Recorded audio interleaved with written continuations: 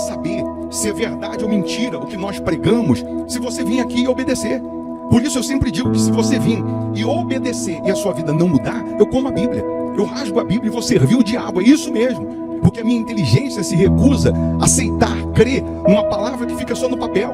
Ora, se está escrito, tem que se cumprir. E Deus está lhe buscando, lhe chamando para mudar a sua história. Não é para você mudar de religião, não. De placa de igreja, não. O nosso Deus é muito maior que placa de igreja, que religião. O nosso Deus quer que você mude de vida, de história, de condição. E para isso, só depende de uma atitude sua. Deus nunca vai fazer o que você tem que fazer. O vir, o se tornar para Ele, o buscar esse Deus é contigo. Fazendo a sua parte, Ele fará a dele.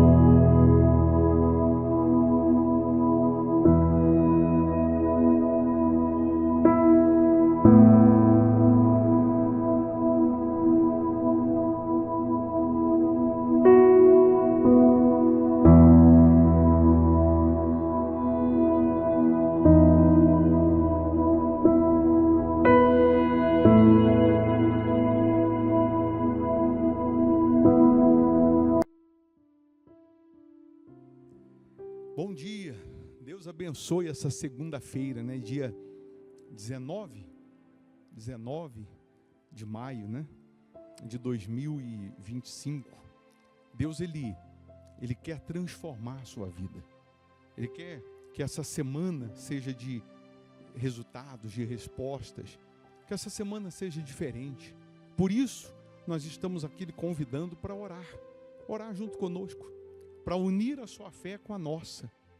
Se você, nesse momento, se voltar para Deus, Ele vai enxugar suas lágrimas.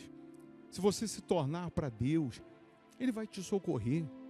Ele é poderoso para fazer maravilhas, mas Ele só pode fazer maravilhas se você se torna para Ele, se você se volta para Ele, se você crê no poder dEle. Você crê? Você quer ver esse Deus operar maravilhas? Então, vamos juntos unir a nossa fé. Nós vamos falar com Deus em oração. Se você quiser preparar um copo com água, uma caneca com água, eu tenho aqui a minha preparada. Vamos consagrar a água. Ao beber dessa água, você receberá força, você receberá ânimo, você receberá disposição. Pode ter certeza disso. E aquilo que vem dando errado vai dar certo. Aquilo que não mudou vai mudar. Aquilo que você não alcançou, você vai alcançar. Aquilo que você não recebeu, você vai receber. Pode ter certeza disso. Porque Ele não falha. Ele não falha. Ele nunca falhou e Ele nunca falhará. Vamos juntos unir a nossa fé? Se possível, feche os olhos. Em o nome do Senhor Jesus, ó Pai. Nós sabemos que o Senhor nunca falhou e nunca falhará. Nós sabemos que o Senhor continua vivo. O Senhor continua operando milagres na vida dos que creem. O Senhor continua fazendo maravilhas, meu Pai. Então, ó Deus, considera essas pessoas que estão agora orando conosco, que estão agora falando contigo. Eu não sei qual é o pedido, qual é o desejo, eu não sei o que elas necessitam, mas o Senhor sabe. O Senhor conhece cada lágrima, cada gemido. O Senhor é poderoso para mudar essa situação. Então, ó Deus, nesse momento, cura o doente, liberta o cativo, fortalece o fraco, levanta o caído, meu Pai. Nesse momento, meu Deus, toca nessas pessoas que se encontram aflitas, desesperançadas, angustiadas, pessoas que estão vivendo o dia mal, pessoas que estão vivendo o lado avesso da vida. O Senhor é o único que pode transformar o filho, transformar o marido, a esposa, transformar a mente, coração. O Senhor transformou a água em vinho, transforma a vida dessas pessoas, transforma, meu Deus, a vida de todos esses que estão agora te buscando. Eu determino, meu Pai, que esse dia seja uma bênção, que essa semana seja uma bênção. Eu determino que a Tua palavra se cumpra na vida dessas pessoas, que a Tua promessa se cumpra na vida dessas pessoas. Que neste momento, meu Deus, o o doente seja curado. Se tem alguém com dor, que a dor desapareça, que o mal vá embora, que toda mazela, que toda maldição seja quebrada, todos os principados, potestades, todos os demônios que sejam amarrados, aniquilados, queimados, em nome de Jesus. Oh, meu Deus, consagra a água que ela preparou. Ao beber dessa água, que ela receba saúde física, saúde espiritual. Abençoa todos que participam dessa oração. Abençoa as famílias, as crianças, guarda as crianças, proteja. Livra-nos dos males físicos e espirituais. Caia 1000 ao nosso lado, 10.000 à nossa direita, que não sejamos atingidos, meu Pai. É o que a gente determina, pois entregamos tudo nas Tuas mãos, em o nome do Pai, do Filho e do Espírito Santo. E você que crê, diga aí: eu estou abençoado. Respira fundo, receba a paz, em nome de Jesus. Amém. Amém? Beba dessa água crendo no sobrenatural. Seja abençoado. Tenha uma semana abençoada. Caso você queira, a Igreja Hospital da Alma está aqui na Avenida Amazonas, 1744, aqui em Belo Horizonte, Minas Gerais. Hoje, segunda-feira, nós oramos pela vida financeira. Pedimos a Deus sabedoria financeira, sabedoria para empreender, para comprar, para vender, para negociar. 8 da manhã o primeiro culto e o principal às 7h30 da noite. Às 7h30 da noite a gente transmite também aqui pelo canal no YouTube para as pessoas que moram em outro estado, outro país, cidade distante, para que ela possa participar do culto. Agora, se você mora aqui em Belo Horizonte, região metropolitana, venha presencialmente, venha lutar pela sua vida financeira, pela sua vida econômica, buscar de Deus direção para que você possa vencer, tá bom? Se você puder ficar mais um pouco, eu vou deixar uma sugestão aqui de palavra, de pregação, que é para te fortalecer. Se você não puder ouvir agora, ouça depois. Mas se você puder, ouça agora. Porque à medida que você se alimenta espiritualmente, você ganha imunidade contra o mal. Que Deus abençoe o seu dia, que Deus abençoe essa semana, que Deus abençoe a sua vida. Bom dia. No versículo 19, os obreiros podem sentar também para que todos prestem atenção, por favor. Atos 14, versículo 19, o título diz: Paulo é apedrejado. Mas antes de lermos isso aqui, essa mensagem aqui, eu queria que você analisasse a sua condição hoje diante do Senhor Jesus. Quem nós estamos sendo hoje, dia 31, é isso? 30 de setembro de 2020. Quem nós estamos sendo na presença de Jesus? Nós estamos sendo Marta ou estamos sendo Maria? Jesus, ele vai na casa de Marta e Maria. Maria fica aos pés de Jesus, ouvindo Jesus, querendo sugar, no bom sentido, tudo que ela puder de bom de Jesus, ouvindo Jesus, aprendendo com Jesus, se alimentando espiritualmente de Jesus. E Marta, preocupada com seus afazeres de casa. Não sei o que ela estava fazendo, ela estava limpando a casa, ela estava fazendo alguma comida, preparando alguma coisa para Jesus comer, mas eu sei que chegou um momento que o fato de Maria estar aos pés de Jesus incomodou Marta. E Marta chamou a atenção de Jesus para isso, dizendo o seguinte: dá para o Senhor falar com a minha irmã para me ajudar? Certamente Marta já tinha pedido para Maria ajudá-la. Certamente Marta já tinha pedido para que Maria pudesse ajudá-la nos afazeres de casa. E Maria ficou aos pés de Jesus. Até que chegou o momento que Marta falou: peraí, dá para o senhor falar para minha irmã, porque em outras palavras, eu falando, ela não ouve. Eu chamando a minha irmã para me ajudar nos afazeres de casa, ela não está me ouvindo. Mas quem sabe o senhor falando, ela vai ouvir. Porque santo de casa não faz milagre. Eu falando, ela não me ouve. Mas se o senhor falar, ela vai ouvir. Marta, de repente, estava cheia de razão. Mas Jesus disse assim: Marta, Marta, por que te preocupas com tantas coisas? A tua irmã escolheu a boa parte. E esta parte que ela escolheu, basta. Ela não precisa de outras, não. Essa que ela escolheu é a melhor escolha que ela fez. E isso não será tirado dela, não. Jesus estava chamando a atenção de Marta, dizendo o seguinte: você, Marta, você está achando que está com a razão, fazendo tantas coisas, mas quem está com a verdadeira razão é a sua irmã, que ficou aqui aos meus pés. Às vezes, nós achamos que o fazer é mais do que o ser. E nós queremos nos esconder atrás do fazer.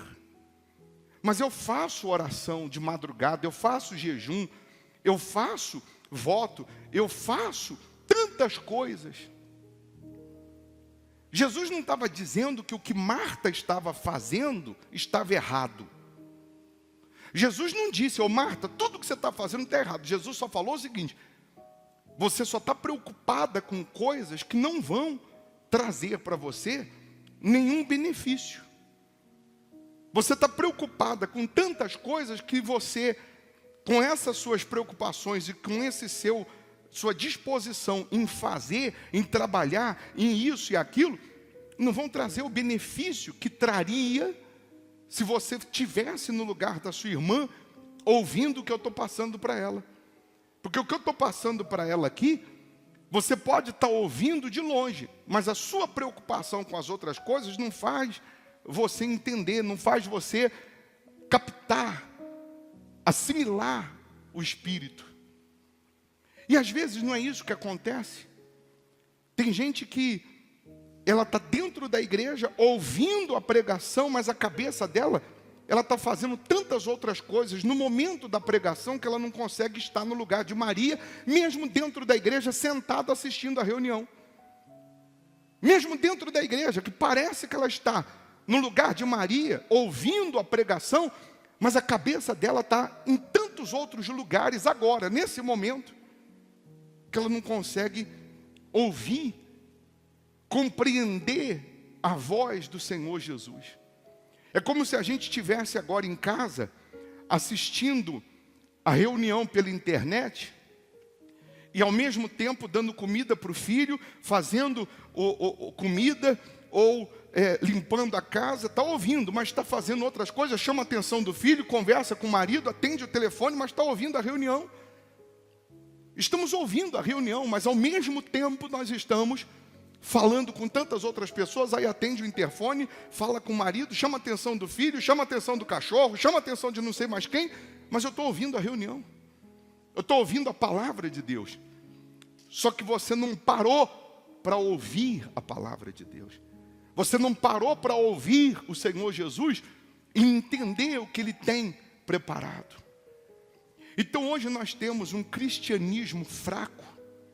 Hoje nós temos um grupo de cristãos fracos, espiritualmente falando, porque não escolheram a boa parte, que é estar com o Senhor Jesus, ouvir o Senhor Jesus, viver para o Senhor Jesus. Se a gente comparar os cristãos do passado, que eram jogados para os leões, e não negavam a fé, e a gente comparar com as nossas lutas de hoje, nós vamos ver e entender o quanto somos fracos, espiritualmente falando. Cristãos do passado que eram queimados, ateavam fogo neles só porque eles assumiam a sua fé em Jesus. Só porque eles assumiram a fé em Jesus, a perseguição deles era essa. Era ser jogado para os leões, ateavam fogo neles e riam. Eles gritando, queimando e riam. E mesmo assim eles não negavam a fé. Era só negar. Na hora que jogavam o líquido inflamável, era só ele falar: não, eu nego, pode ficar tranquilo, deixa comigo. Mas eles louvavam a Deus, morriam cantando. Por quê? Porque eles sabiam que aquele corpo, mesmo queimado ou destroçado pelos leões, mais cedo ou mais tarde iria morrer. De um jeito ou de outro iria morrer. Mas o que importava para eles era onde a alma estava indo. Para onde a alma estava indo naquele momento. O mais importante era a salvação. E hoje não. O mais importante é o nosso ego. O mais importante é o nosso orgulho. O mais importante hoje é o nosso eu. O mais importante hoje são as coisas terrenas. E a gente sempre acaba deixando, na sua maioria, a salvação em segundo plano. E a gente ainda reclama da Maria, que está aos pés de Jesus. Será que hoje Jesus está nos vendo como Maria ou como Marta? Quando Jesus nos vê como Marta, além de a gente estar preocupado com tantas outras coisas, a gente ainda cai na besteira de murmurar, de achar que Jesus não está vendo. Você vê que Jesus, ele poderia ter chamado a atenção de Marta e falado: Marta, para de fazer o que você está fazendo e senta aqui também, como a sua irmã. Mas Jesus não falou nada. Sabe por quê?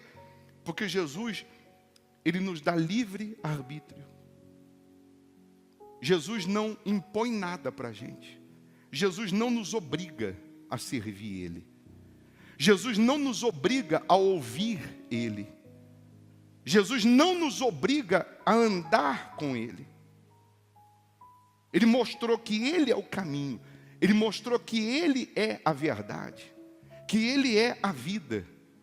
E nós é que decidimos se queremos estar atarefados com tantas outras coisas ou se queremos estar com Ele. É bem verdade que quando você assume a sua fé no Senhor Jesus, você não vai enfrentar, você não vai passar por um mar de rosas. Antes de assumir a fé em Jesus, a gente enfrentava, vivia o inferno. Antes de conhecer Jesus, antes de se voltar para Jesus, nós éramos escravos do diabo, nós vivíamos dominados pelo diabo. Uns mais, outros menos. Mas nós vivíamos na nossa cegueira espiritual. Aí a gente assume a fé em Jesus, abandona as coisas ilícitas, abandona aquilo que não presta, assume a fé em Jesus, a gente passa por lutas, por perseguições, por aflições, por dificuldades, só que com uma diferença. Nós temos em Jesus a garantia de que vencemos essas lutas, essas aflições. Ele mesmo disse: tem de bom ânimo, eu venci o mundo. E sobretudo, para onde vai a nossa alma quando morrermos? Se você morresse hoje, antes dessa reunião, para onde teria ido a sua alma? Se você tivesse morrido antes dessa reunião, para onde teria ido a sua alma? Onde estaria a sua alma agora? O seu corpo estava sendo preparado para enterrar amanhã. Mas você que está dentro desse corpo, estaria onde agora? Aos pés de Jesus, como Maria? Ou no inferno? Porque não tem outro lugar. Ou o reino de Deus, ou o inferno. E aí? Responde para você mesmo.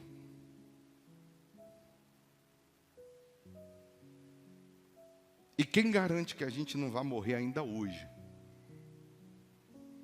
A gente nunca imagina, né? O que vai acontecer com a gente. A gente sempre acha que pode acontecer com os outros. Mas os outros, que está acontecendo hoje com eles, eles também pensavam que aconteceria só com os outros. E hoje o outro está sendo ele.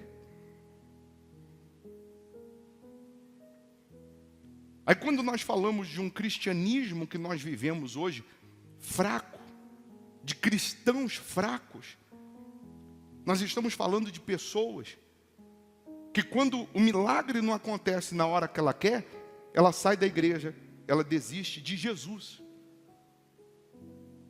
Pessoas que, pasme você, por alguns anos andaram com a Bíblia. Pessoas que por alguns anos tiveram experiência com Jesus, receberam milagres, alcançaram respostas, mas hoje estão servindo o diabo. Estão batendo cabeça para o diabo. Pessoas que serviram a Deus. Eu conheço pessoas que foram pastores. E hoje estão na macumba. Não é que saíram de uma igreja, placa A, e foram para a placa B. Estão com Jesus, buscando a Deus, independente da placa da igreja. Deixaram Jesus e estão hoje fazendo trabalho para o diabo. Pessoas que um dia mandaram um demônio embora e hoje estão acendendo vela para ele. Aí a gente fica assim, meu Deus do céu. E a salvação? E a alma? Se morrer hoje, para onde vai a alma? Porque você pode conquistar o mundo inteiro, deve conquistar o melhor dessa terra. É promessa de Deus. Só que mais cedo ou mais tarde você vai morrer, porque ninguém vai ficar para a semente. Ninguém vai viver a eternidade aqui na terra. Essa vida passa. Dura quantos anos aqui embaixo? 70 anos? Pode durar 80? Se chegar nos 90 já vai estar fazendo hora extra. Só que é só isso aí. Durar 80 anos se durar. 90 se durar. Ah, mas durou 100. Tá bom, 100. Se durar. E depois vai para onde? Aí aqui, em Atos 14, no versículo 19, diz: sobrevieram, porém, judeus de Antioquia e Icônio, e instigando as multidões, e apedrejando a Paulo, arrastaram-no para fora da cidade, dando-o por morto. Está aí Paulo de novo, que por conta do evangelho, que por conta de Jesus, que por conta de pregar a verdade, que feria as leis dos judeus, foi apedrejado e foi arrastado para fora da cidade, jogado fora da cidade, como se ele tivesse morto. Olha a situação de Paulo. Vamos nos transportar para o lugar de Paulo agora. Você assume sua fé em Jesus, você faz a vontade de Jesus, você serve a Jesus, e o que você recebe? Pedradas. Jogam você fora da cidade, excluem você da cidade, escorraçam você da cidade. Ele está todo ferido, machucado, deram ele por morto. Aí Paulo se levanta no outro dia e diz: nunca mais vou servir Jesus, nunca mais vou ser dizimista, nunca mais eu volto nessa igreja, nunca mais vou servir a Jesus, porque olha só, servindo a Jesus, o que aconteceu comigo? Foi isso que Paulo fez? Não. Está escrito aí: rodeando-o, porém, os discípulos, levantou-se e entrou na cidade. No dia seguinte, partiu com Barnabé para Derbe. E tendo anunciado o evangelho naquela cidade, e feito o quê? Muitos discípulos, voltaram para Listra e Icônio e Antioquia. Ele voltou para a mesma cidade que foi apedrejado há um pouquinho tempo atrás. Ele voltou a pregar no mesmo lugar que quase mataram ele. Era para ele falar: eu nunca mais volto. Eu nunca mais piso os pés nessa cidade. Mas embora alguns odiavam ele, tinha outros para ele salvar. Tinha outros para ele pregar o evangelho. Aí você olha para o estado de Paulo e você consegue entender que sujeito macho. Que sujeito valente. Qualquer um de nós pegaríamos isso como motivo para a gente não servir mais a Jesus. Ou pelo menos nunca mais voltar naquele lugar. Tem gente que por muito menos deixa de ser dizimista. Por muito menos ela abandona a fé. Aí Paulo volta naquele lugar, na mesma cidade, e diz assim ainda: fortalecendo a alma dos discípulos, exortando-os a permanecer firmes na fé e mostrando que através de muitas tribulações nos importa entrar no reino de Deus. Paulo estava mostrando para eles o seguinte, porque certamente esses discípulos falaram: mas vai voltar, Paulo? Paulo, você tem certeza, Paulo? Paulo, você quase morreu, Paulo. Paulo, a gente viu o seu estado, Paulo. Você vai voltar para aquela mesma cidade, Paulo. Você vai pregar naquele mesmo lugar, Paulo. E Paulo estava mostrando para eles o seguinte: o que importa não são as pedradas, o que importa não são as tribulações, o que importa não são as tempestades, o que importa é a gente permanecer firme até o final, para entrar no reino de Deus. Como nós vamos entrar, eu não sei, mas nós vamos entrar. Como nós vamos chegar lá? Se apedrejado, se esquartejado, queimado, como eu não sei, mas nós vamos ter que entrar lá, no reino de Deus. Então Paulo pegou aquela situação, aquelas pedradas que tudo contribuía para ele desistir, e ele usou aquilo como combustível para acender ainda mais a sua fé, para fortalecer ainda mais a sua fé. Ele usou aquela situação, porque no dia seguinte, para uma pessoa ser apedrejada e ser dada como morta, ele estava sangrando, estava machucado. Ele não levou uma pedrinha assim na cabeça só, não. Para darem ele como morto, ele estava muito machucado.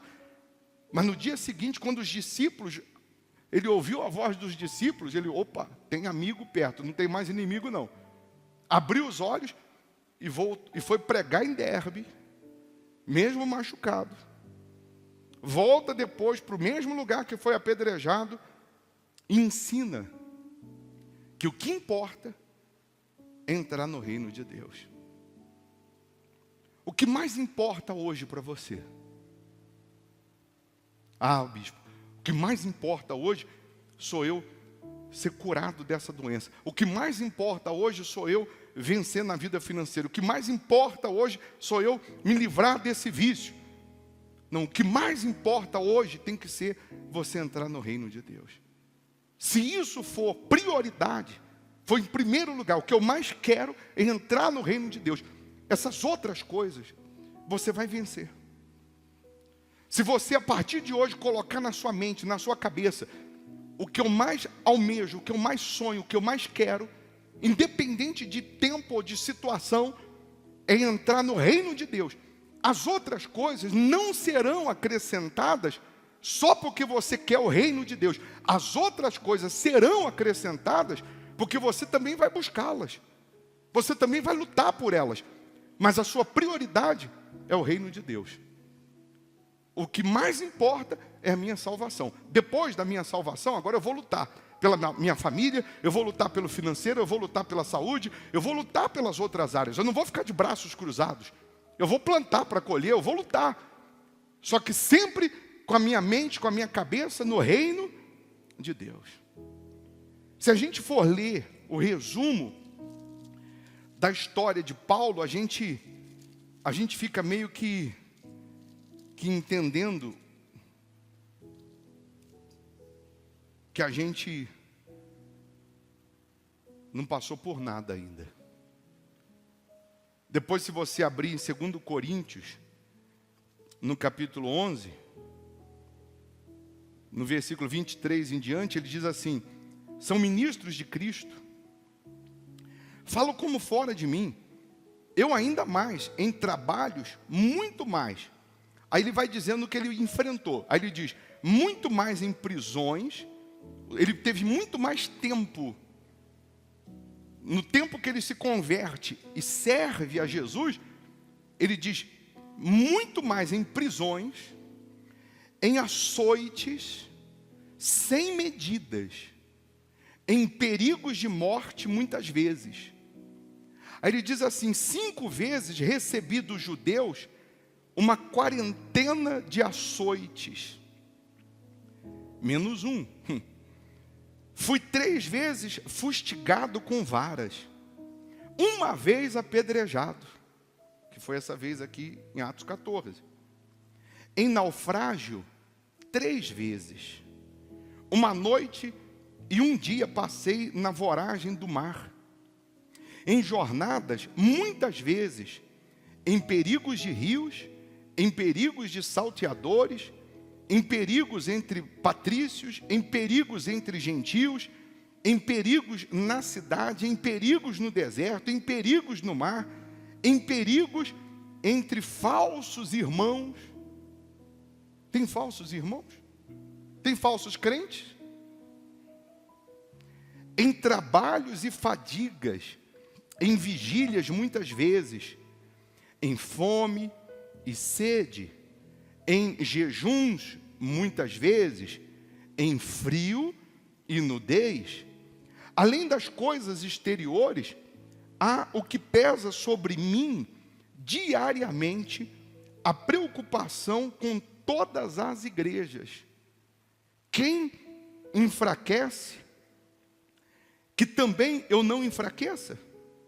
Quem se escandaliza, que eu não me inflame? Se tenho de gloriar-me, gloriar-me-ei no que diz respeito à minha fraqueza. O Deus e Pai do Senhor Jesus, que é eternamente bendito, sabe que não minto.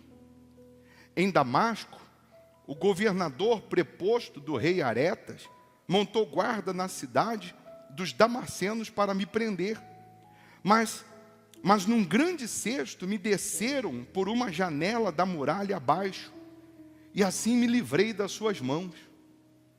Aí Paulo vai dizendo, se é necessário que me glorie, ainda que não convém, passarei as visões e revelações do Senhor. Ele diz, tudo isso que eu passei, tudo isso que eu venci, tudo isso que eu suportei, Paulo está dizendo, era para eu me gloriar. Era para eu me vangloriar, era para eu empinar o nariz e falar assim, eu venci, eu permaneci, eu alcancei, eu sou isso, eu sou aquilo outro. Paulo disse, mas eu não tenho nada do que me gloriar. Eu não tenho nada do que estufar o peito e achar que sou melhor do que os outros. Paulo disse, eu não tenho nada que achar que sou melhor do que vocês. Aí Paulo disse, se tivesse que me gloriar, ele diz aqui, no versículo 2, conheço um homem, do capítulo 12, conheço um homem em Cristo, que há 14 anos foi arrebatado até o terceiro céu, que foi ele. E no corpo ou fora do corpo, não sei, Deus o sabe.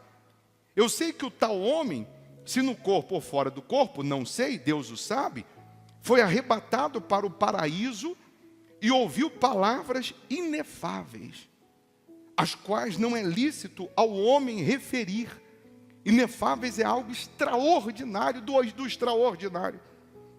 De tal coisa me gloriarei, não porém de mim mesmo, salvo nas minhas fraquezas. Pois se eu vier a gloriar-me, não serei nécio, porque direi a verdade, mas abstenho-me, para que ninguém se preocupe comigo mais do que em mim vê ou de mim ouve. Paulo falou, se eu tivesse que me gloriar, eu ia me gloriar com razão. Mas eu não faço isso. Se eu tivesse que me vangloriar porque fui ao terceiro céu, porque vi coisas que ninguém viu, ouvi palavras que ninguém ouviu, eu não estaria mentindo. Eu não estaria me achando melhor, porque eu vi, eu fui, eu estive, eu passei por essas experiências. Mas aí ele diz, e para que não me exoberbecesse com a grandeza das revelações, foi-me posto um espinho na carne, mensageiro de Satanás, para me esbofetear, a fim de que não me exalte. Por causa disto, 3 vezes pedi ao Senhor que o afastasse de mim. Então ele me disse, a minha graça te basta, porque o poder se aperfeiçoa na fraqueza. De boa vontade, pois mais me gloriarei nas fraquezas, para que sobre mim repouse o poder de Cristo.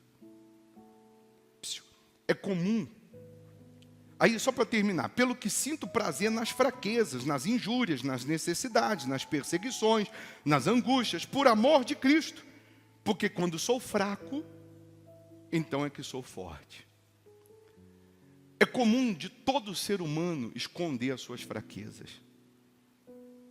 Todo ser humano, ele quer vangloriar-se nas suas vitórias. Ele quer apresentar suas credenciais de que ele é, de que ele faz, de que ele tem condições, de que ele alcançou isso, alcançou aquilo. Tanto é que nas redes sociais você não vê ninguém postando a sua fraqueza.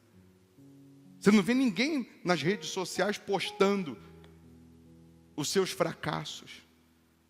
As pessoas postam nas redes sociais, principalmente nas redes sociais, aquilo que vai trazer alguma glória. Aquilo que vai trazer alguns aplausos. Ela pode estar chorando, mas ela tira foto sorrindo, que ela quer mostrar que ela está bem. Sim ou não? É ou não é? Na sua maioria, 99,9%, mostra para o mundo nas suas redes sociais que está tudo bem.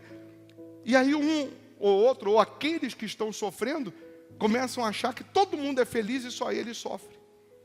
Porque todo mundo só posta as suas glórias, só posta que está tudo maravilhosamente bem. E na verdade está muito mal, na sua maioria. Mas Paulo estava dizendo, eu faço o contrário. Eu podia me gloriar, eu podia falar que fui terceiro céu, podia falar que eu venci todas essas lutas, perseguições, açoites, isso. Mas ele disse, eu prefiro falar das minhas fraquezas. Eu prefiro falar do espinho na carne. Eu prefiro falar da situação que me faz um ser humano comum, que passa pelas mesmas lutas, passa pelas mesmas dificuldades, pelas mesmas aflições. E Deus permite isso aqui para a gente entender que não tem nenhum super-homem. Deus permite Paulo falar exatamente essas coisas para a gente entender que importa é estar com Jesus, independente dos açoites, das pedradas, independente das dificuldades que são inerentes da fé. Aí, é que eu estou pregando aqui, o Espírito Santo está me lembrando dessa outra passagem, que